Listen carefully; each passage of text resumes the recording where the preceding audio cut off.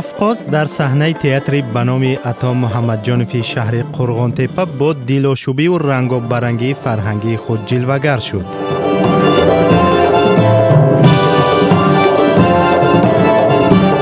گروه هنری رقصی الان در چهارچوب روزهای فرهنگ روسیه در تاجیکستان به ولایت ختلان سفر کرد.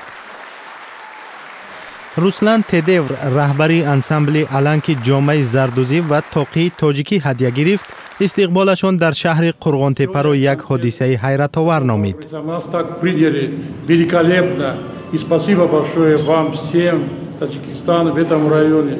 استقبال خوب بود. رقص‌های جنوبی روسیه اساتینی را با نمایش گذاشتیم که فکر میکنم خوب پذیرفتند.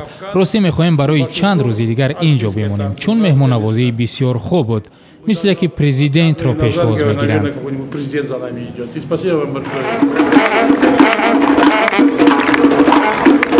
هیئت هنرمندان روس را در مرکز شهر قرغان تپه ساکنان به شیوه شرقیانه و برگزیده استقبال کردند که برای مهمانان رقت آور بود.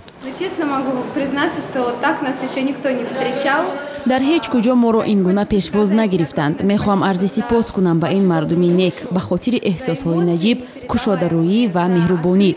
به نظرم سال آیند چون هنرمندان تاجیک در روزهای فرهنگی به وطن ما میآیند، به مشفقه آنها پاسخ سزاوار دادن مشکل خواهد بود.